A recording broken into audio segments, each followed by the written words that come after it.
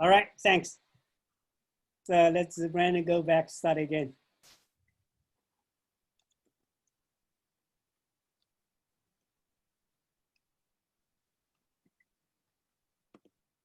Yeah, okay, thanks. Yeah, so today I'll be talking about ESPEI for solving this inverse problem of database development and uncertainty quantification. And so as we're all familiar with, I'm sure, the whole idea in these CALPHAD databases is that we're building up multi-component descriptions of Gibbs energy functions, of temperature, pressure, and composition. And we build up these large databases mostly based on the pure element, binary, and ternary descriptions. And so, again, as most of us are familiar with, this becomes a challenge to maintain or add new elements that may be incompatible, because just even changing one pure element has this cascading effect as you go up to higher orders.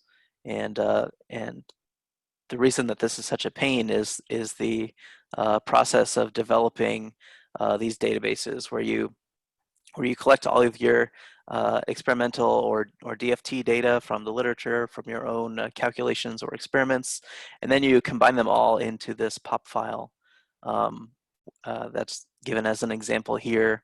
And if you give this file to someone else, they probably will not be able to understand what the source of this was, what the actual uncertainty is, any purity and metadata information in the experiment.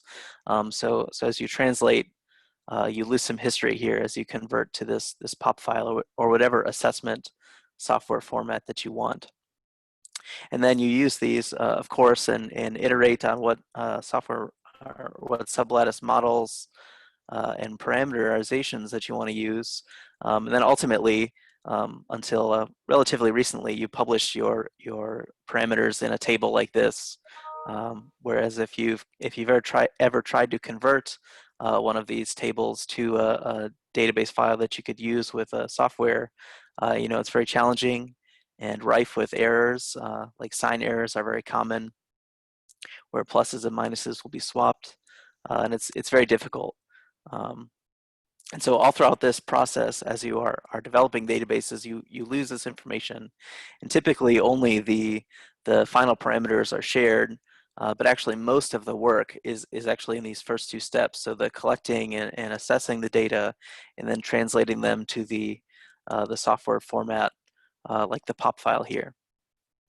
And so so this process is very tedious to do, and is historically done manually, as most of you know.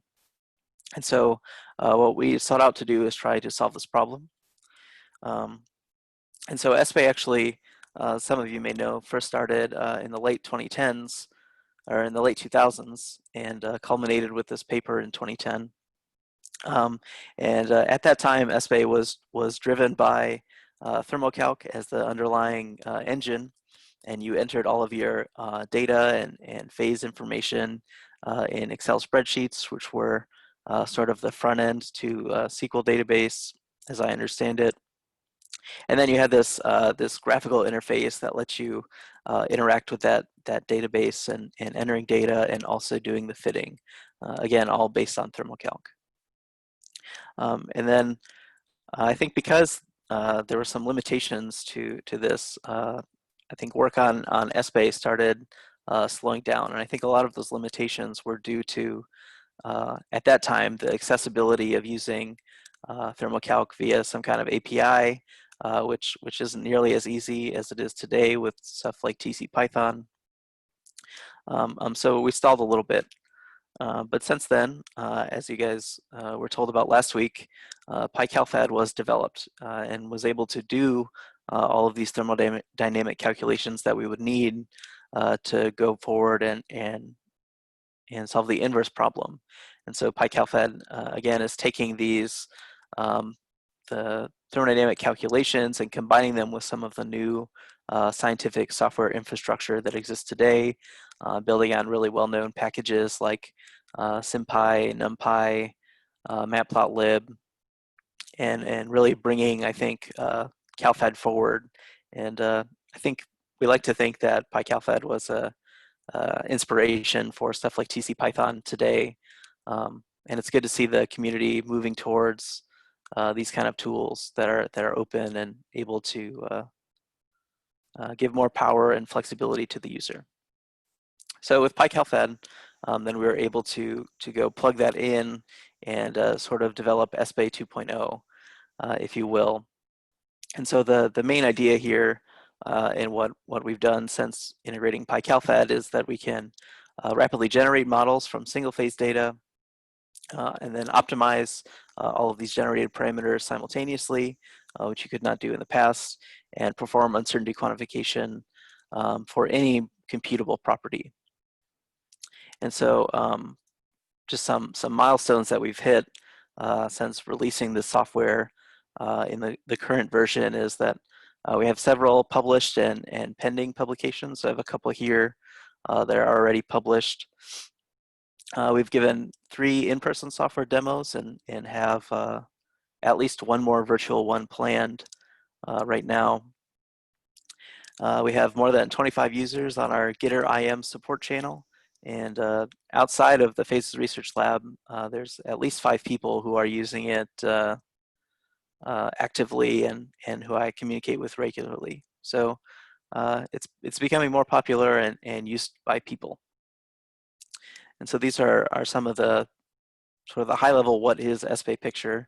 And so for most of the rest of the talk, I'm going to talk a little bit about how it works, what the main features are, and give a little bit of insight into where we're going and some of the things we're working on that haven't been published yet and you may not have seen, and then talk a little bit about how to get started and some resources.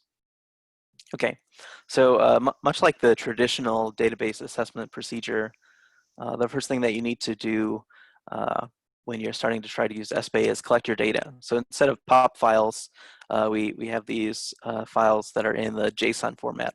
So basically the idea is that you have a bunch of keys and values.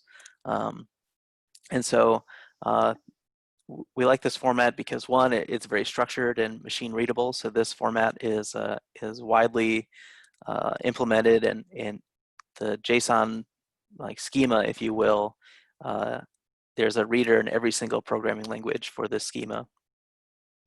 And so it allows you to put in metadata like references or comments if you like.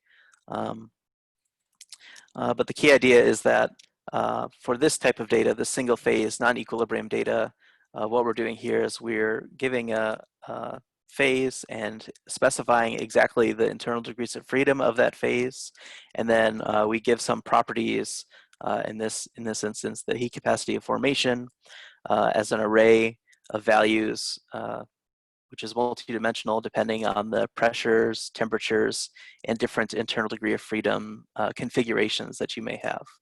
So on the one on the left here, you'll see that this is a 1 by 1, or sorry, there are 2 1 dimensions and then 1 temperature dimension here in the heat capacity. And so this is just for one end member. And so for an end member, of course, we don't need to specify what the internal degrees of freedom are because they are implicitly 1 or 0.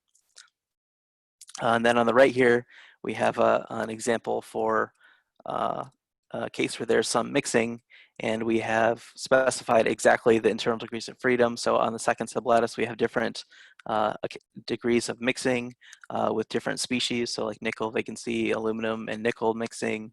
And then below off screen are some of the properties, but it looks exactly the same as the heat capacity of formation. It's just an array of values.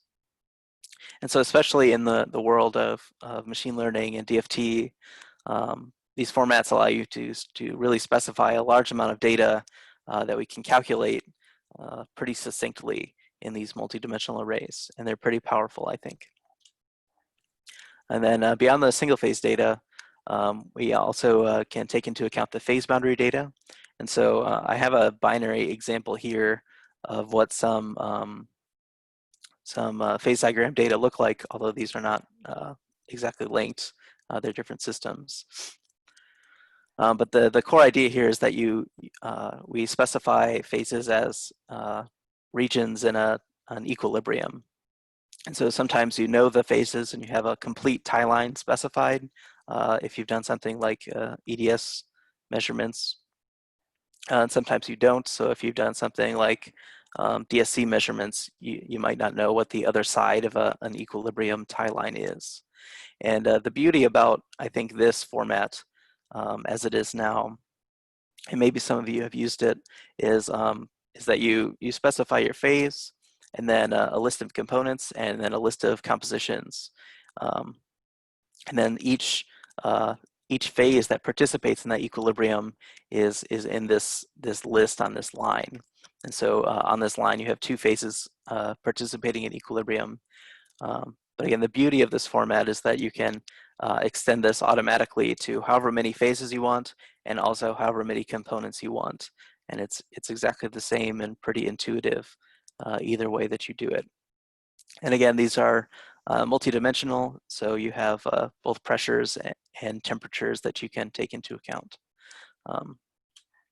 But beyond this, ESPEI is also extensible. So this is the stuff that's built in today, but you could easily imagine supporting any other computable property and trying to fit that. And we'll talk a little bit about that later maybe. But you could imagine doing something like fitting to driving force, to equilibrium site properties. Like I said, anything that you can calculate traditionally. And then, as Richard alluded to last week, really the power of pycalphad is being able to write down models for things other than the Gibbs energy, or write down new models for the Gibbs energy. And so you can imagine if you write down property models like elasticity or viscosity or any property that you have in mind that you can model with CALPHAD, you could write a data type to take in data, and then use ESPEI to fit to that data. And so that's the idea here. Okay, so once you've collected all of this data, how does this all actually work?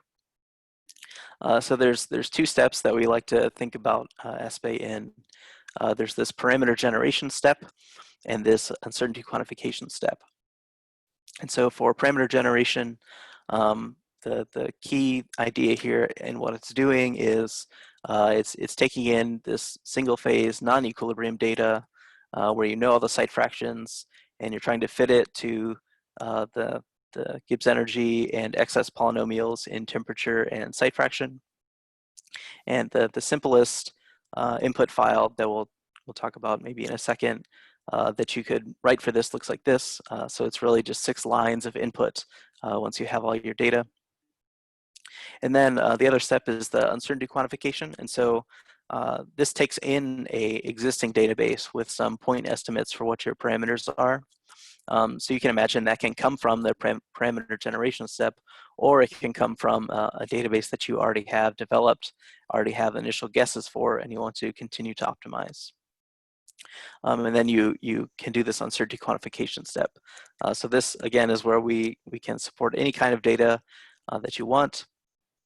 And we do these Markov chain Monte Carlo steps, which I'll talk about in a few slides, to optimize all these parameters to all of the data simultaneously and evaluate uncertainty.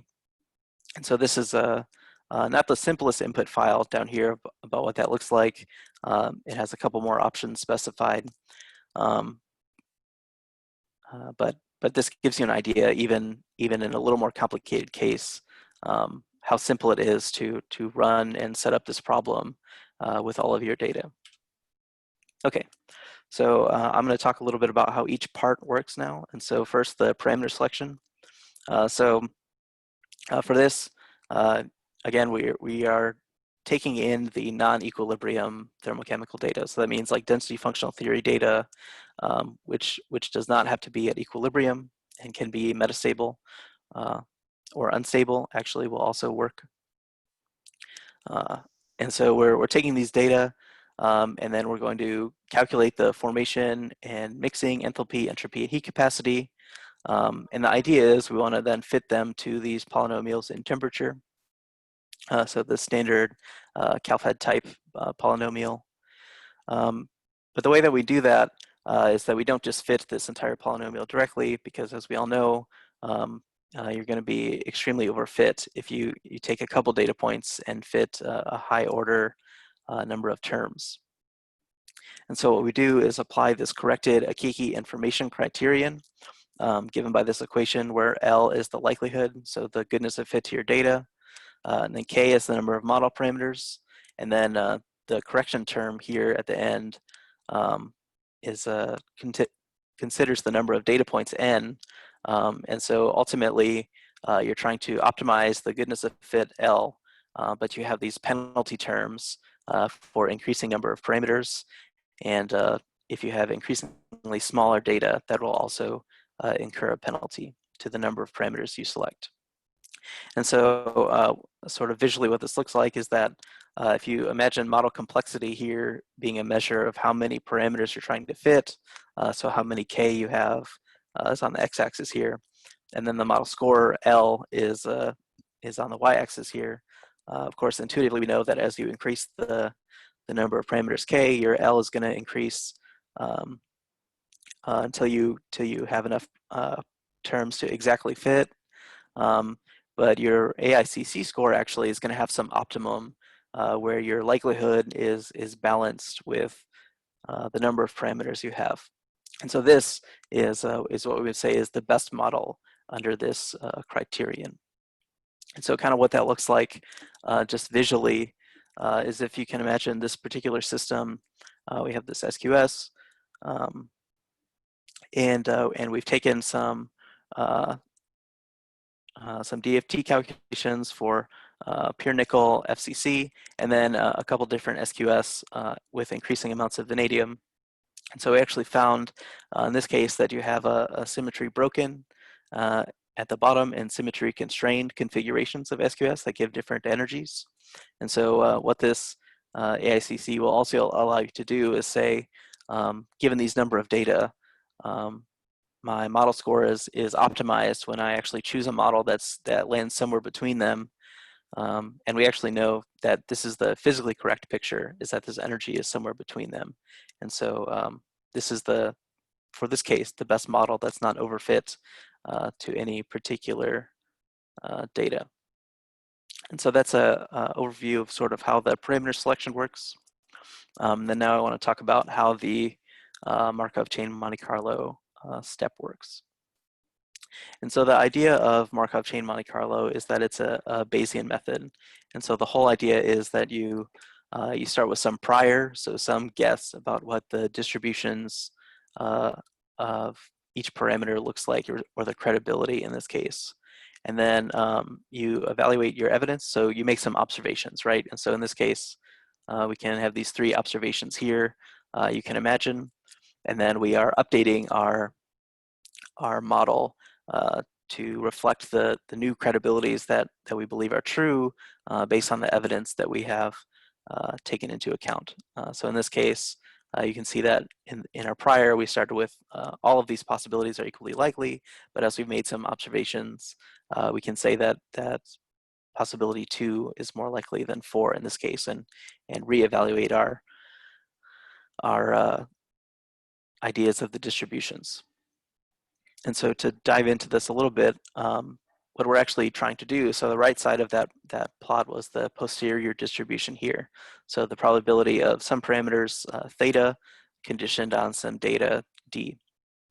And so this equation here is called Bayes' theorem. And so it's saying that to compute a posterior probability distribution, we can multiply the probability of the data, of observing some data conditioned on some parameters, times our prior, so that was our guess on the left side of the last slide, and then we normalize by the probability of observing some data. And so, so kind of what that looks like for a 2-dimensional case here is if we have some prior, which is just a very uninformative guess here for these 2 parameters, so theta 1 and theta 2, and we've plotted the probability out here, and this is the corresponding like contour map of that probability distribution. If we make some observations, we can create this likelihood function. So again, we're calculating the how likely is it that these data are described by the parameters or for whatever configuration of theta 1 and theta 2 you have, right? So that's what gives you the values on this, this probability distribution. And then the posterior then is multiplying those two probability distributions together. So you can see that the posterior, I think it's easiest to see in the contour plot, is sort of this mixture of the uninformative prior and the likelihood. And so we've sort of struck this balance between them. And so in practice, we can't actually compute all of these explicitly in something like ESPEI. And in particular, the data we cannot calculate. So we typically use Markov chain Monte Carlo as a way to numerically sample the likelihood and prior to get our posterior and take it as a proportionality instead of normalizing explicitly by the data. And so the idea of Markov chain Monte Carlo is that you're building a Markov chain. So that's a sequence of values that are independent from each other. That's all a Markov chain is. And you're building that sequence by doing some random sampling steps. So that's the Monte Carlo. And so the main idea is that as you build up this Markov chain, this large collection of values that are independent of each other, the probability of observing some combination of parameters like theta 1 and theta 2 is proportional to how many times the Markov chain will visit that particular set of parameters. And so that's how we build up these probability distributions, generally speaking. And so MCMC is a very common technique for doing this. But one trick or one caveat of just applying this blindly is that in CALPHAD, we can easily realize that our parameters are going to be correlated. And so this is a corner plot.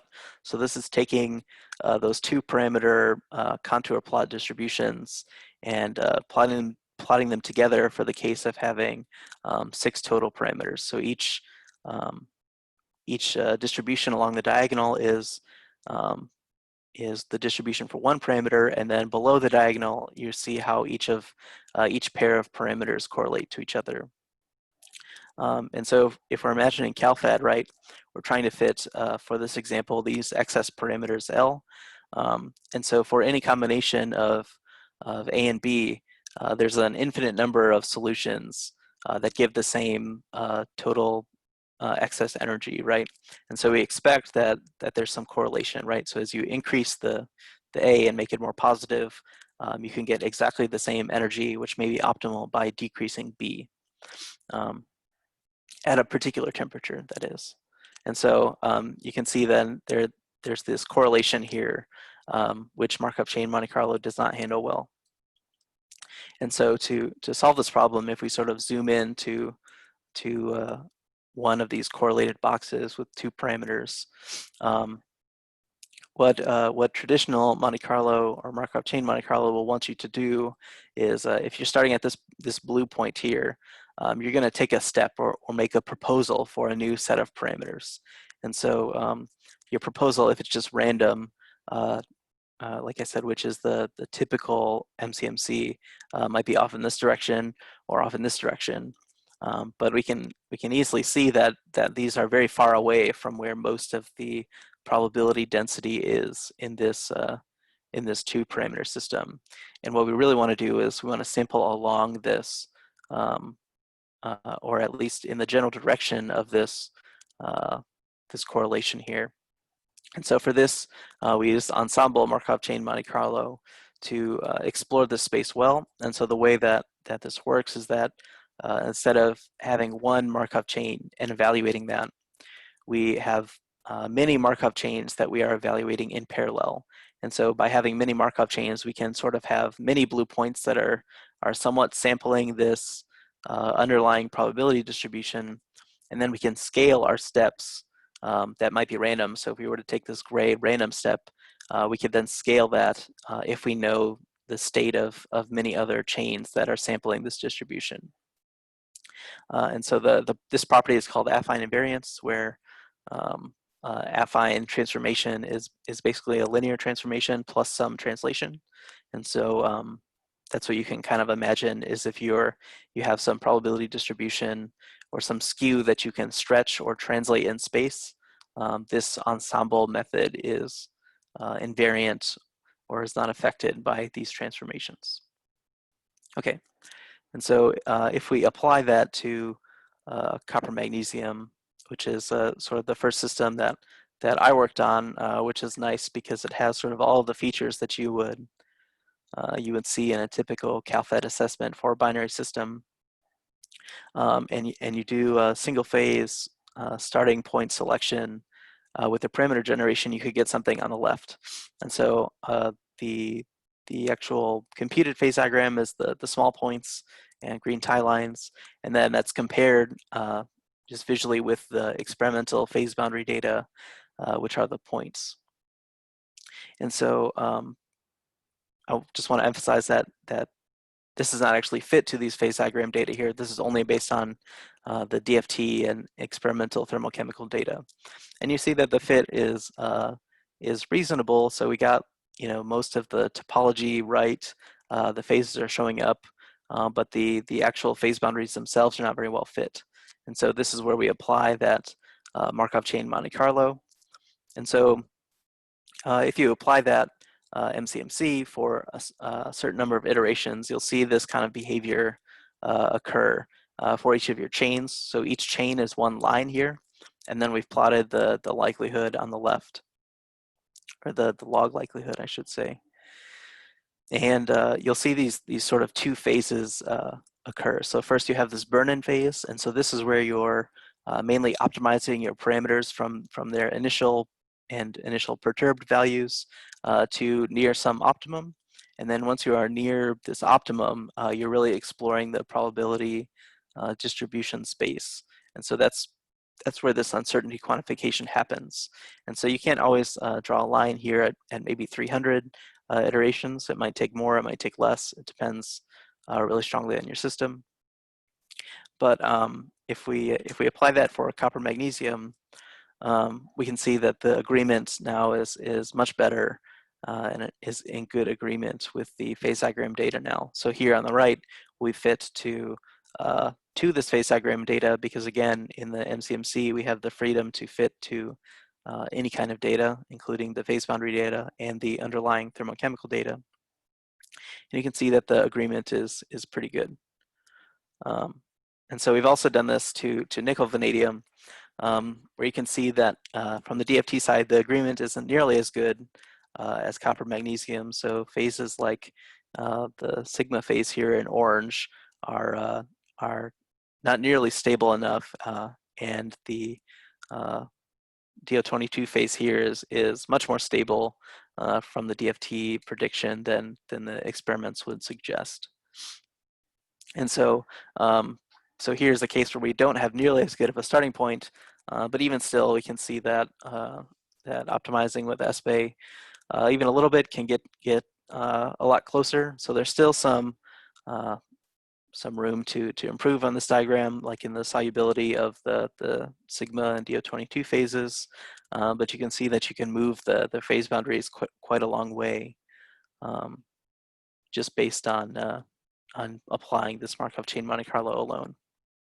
Okay, so these are what the fits look like. But now I want to talk a little bit about the uncertainty quantification and some of the stuff that we can do beyond the existing software where you could have done these assessments before.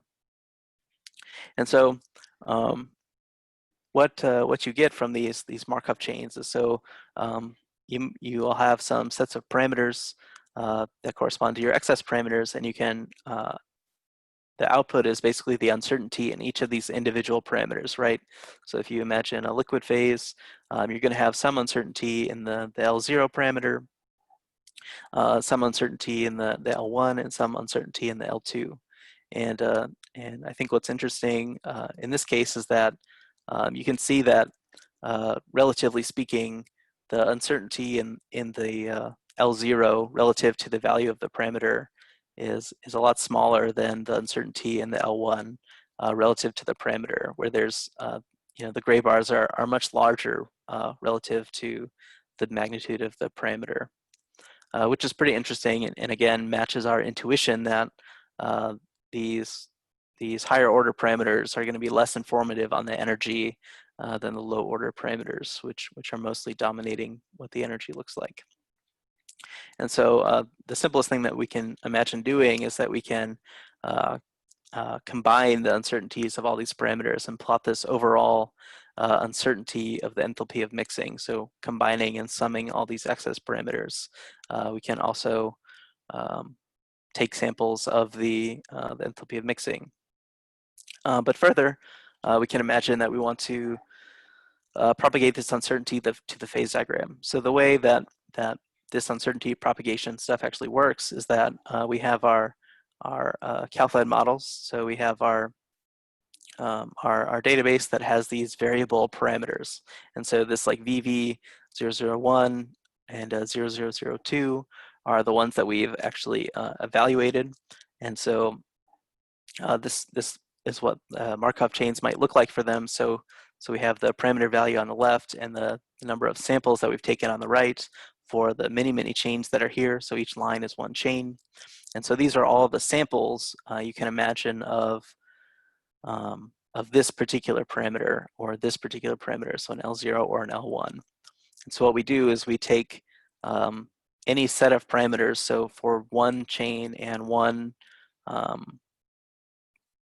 chain and one iteration, so we take one sample for all the parameters, and we can go ahead and compute that property. So in this case, actually, we propagated the uncertainty to a phase diagram. So we compute a phase diagram, and then we do that again and again and again for different iterations and different Markov chains, taking one sample at a time of what these parameters are, and then plotting or computing the thermodynamic property that we're interested in. So like I said, in this case, the phase diagram. And then essentially we are stacking all of them on top of each other.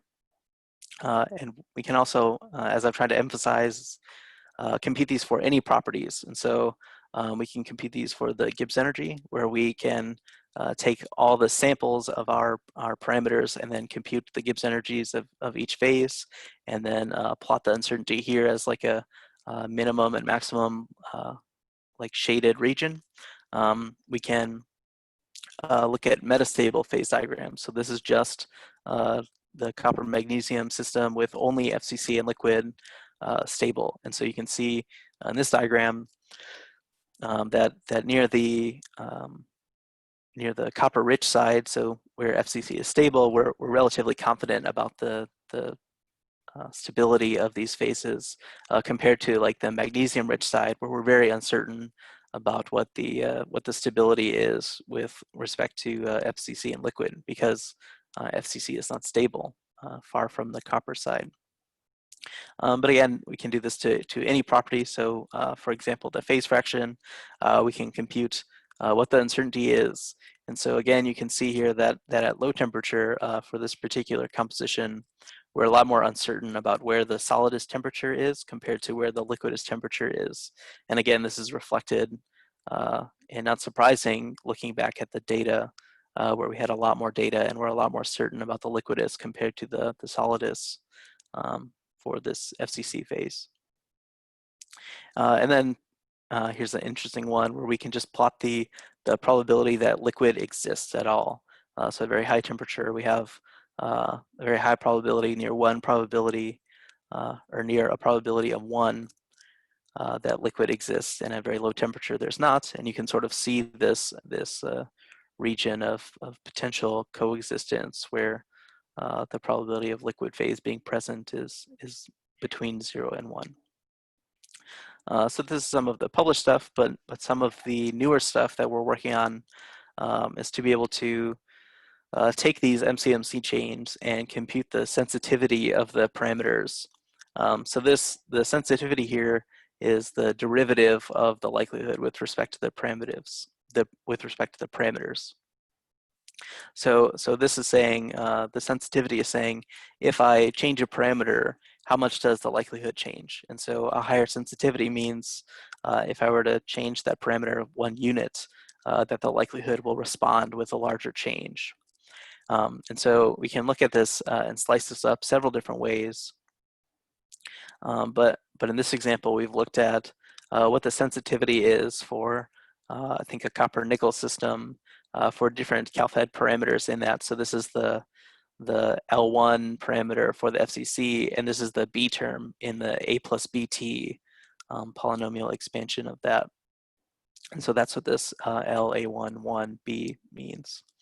And so we can see on this plot that this plot is telling us that the most sensitive parameters, so the parameters that affect the likelihood the most, is this this dashed line here. So this the excess parameter of the A term of the L1 for FCC, and so that's saying that the parameter that gives us basically the most information or is the most impactful on our likelihood is this L1 term. And we can break down any parameter and do this, but we can also do this for data sets themselves. So we can say, let's look at all the different data sets that we have as inputs to the system, and we can tell which one is the most sensitive. So which one is impacting the likelihood the most. And so for this case, you can see that this Bechtold 1961 data is the most sensitive as we're approaching convergence here in our MCMC iterations. And so this sensitivity work is upcoming, and if you were here last week, I think Richard mentioned it as well. But another thing we're working on is how to combine ESPEI and uncertainty quantification in general, and also the sensitivity to try and design experiments. And so we came up with this hypothetical case study here where we looked at aluminum nickel, and we said, okay, if we don't have any data that tells us about the liquid phase, so this is only DFT data that informs the solid phases, and we're completely unsure about the liquid phase, and we assume that the parameters are uncorrelated because we don't know what they are, and we initialize them to some values. What is the uncertainty in the phase diagram? And so you can see these phase boundaries here for the liquid phase are very wide, right? They range from like 2000 Kelvin to probably 2800 or 3000 Kelvin. So we're extremely uncertain. There's almost 1000 degrees of uncertainty if we have no information about the liquid phase.